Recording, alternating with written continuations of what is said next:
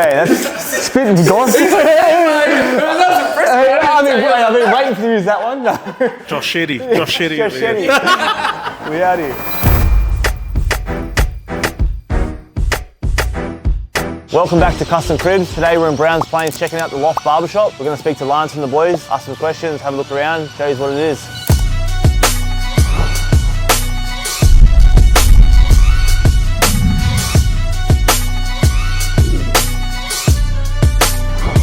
Alright, so we're here with the boys at Loft. Boys, thank you for being here. Appreciate it. Appreciate you. Thanks for coming through. Oh, man. We've driven through Browns Plains. Can you tell us about the area that the shop's in?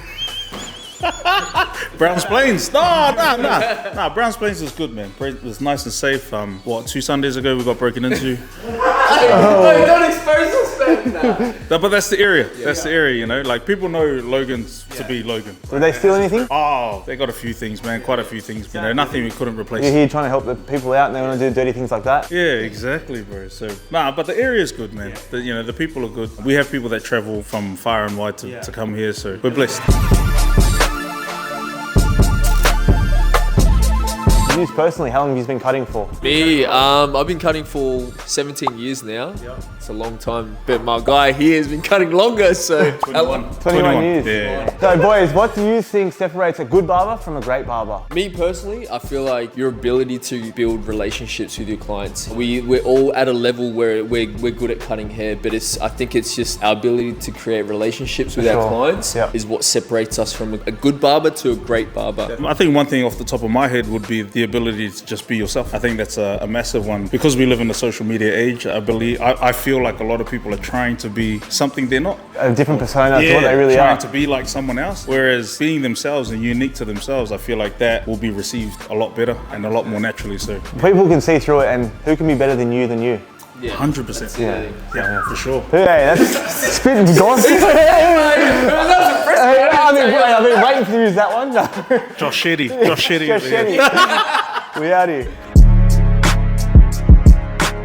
So boys, what haircut are you happy to leave in the past? I don't like the Edgar. Keep it back there. Oh, I'm gonna have to agree with you on that. Hey, the Edgar itself anyway, because a lot of these low tapers that kids are getting, some of them can be quite nice. They are very nice. But the Edgar where it's just boom, boom, boom. Yeah. I think that's gotta go. I think it is one of those haircuts because it's a lot of effort, and I feel like when parents are like, oh, I want my son to get a haircut, he gets a haircut. Like, you do all this stuff, cut a little bit off, and then the parents are like, they hate did you cut anything off? And like, are you gonna get a haircut? How long it took me to perfect this shape? 100%. And I feel like a lot of barbers maybe don't like it because it is such a difficult haircut to do. Well, what's your favorite haircut to do? Right now, I'm loving the mid to longer length haircuts. The use of scissors, Because bro, 21 years in the game, and I would say a solid 19 of those is clipper work, man. You know, everyone's doing fades and everything, but if we can incorporate some technicality when it comes to scissor work, like it just emphasizes the haircut and just gives it that like overall finish, like classic but with a modern twist to it. What's the biggest challenge you have faced to owning your own business? Mr. ATO.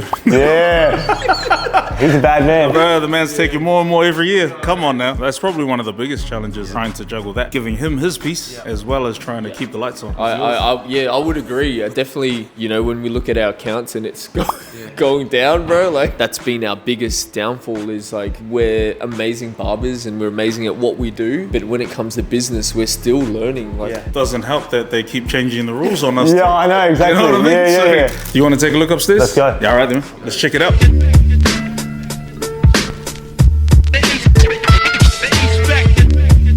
Yeah, so we've got a couple of chairs on this side that the boys use, I guess, the back end of the week, Thursday, Friday, Saturday. Yeah, this is where we used what we did, our community workshop and other workshops that we've done. I was going to ask that, but while we're on the subject, for people who don't know, Lance and the boys here, they ran a workshop for families who can't afford to come every week for a haircut, so you can teach them the basics at home. Well, it was the first time we've ever done anything like this, so it was a free community workshop that we put on for parents and guardians, just to do a basic. It was just a basic haircut so that they can give their kids something nice and tidy just to go to school and whatever, because financial stress of today is crazy. We're firm believers of it's better to give than receive.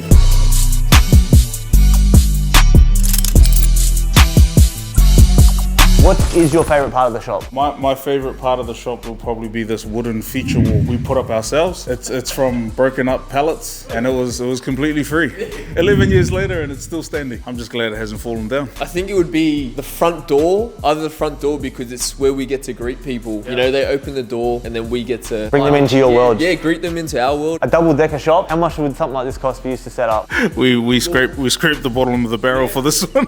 When we first started, it was minimal, man. You know, not every shop needs to have an expensive fit out. At the end of the day, like I guess when we first had the idea about putting the shop together, all we thought about is having a mirror, a chair, and some electricity. Yeah, everything else is extra. Well, it just shows that you have done pretty well for yourselves in a very well-known shop. We don't just want this to be a barbershop, right? We want it to be a space where a lot of creatives can come, and it can be like a hub, you know, like the home base for the loft itself. But I feel like we definitely want to grow the business, you know, like expand it into other shops. So for barbers coming up in the ranks, what advice would you give them to become a good barber and eventually want to do their own thing, or just to become a good barber in the industry? I think the biggest thing is have the ability to be a sponge. I feel like a lot of people, they just see things and they want to, I guess, know it all straight away, but it's like it's going to take time. Don't believe the hype. We live in a, like we said earlier, social media age, and there's a lot of people out there misleading and misguiding a lot of these youngsters, thinking that they're going to come in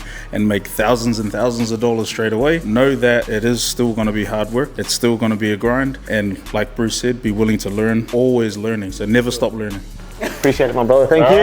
No, thanks for having me. Thank you, bro. Thank you. This is Custom Cribs. If you'd like your shop featured on the channel, send us a DM or comment in the comment section below who we should shoot next.